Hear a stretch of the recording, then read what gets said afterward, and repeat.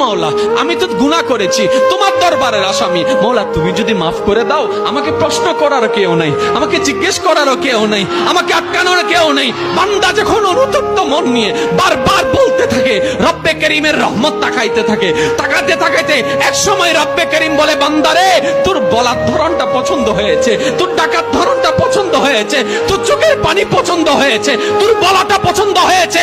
এবার মওলা বলে, আমি তোর সারা জীবনের কত গুনাহ করছিস? বান্দা বলে, মওলা 40,000 পার হয়ে গিয়েছে। কেউ বলে যে মওলা পাহাড় পরিমাণ হয়েছে, কেউ বলে যে মওলা আসমান পরিমাণ হয়েছে। এবার মওলা বলে যে আমি মাফ করে দিলাম, আমি মাফ করে দিলাম, আমি মাফ করে দিলাম, আমি মাফ করে দিলাম, আমি মাফ করে দিলাম, আমার বান্দাকে আমি মাফ করে দিলাম। ফেরেশতা বলে, মওলা এত বড় গুনাহগার, এত বড় আসামি, হাজার গুনাহগার, হাজারটা গুনাহ তওবা করেছে একবার, মাফ চেয়েছে একবার, তুমি মাফ করে দিলা, তুমি মাফ করে দিলা। রব্বে করিম বলে, মাফ করবো না তো কি করব?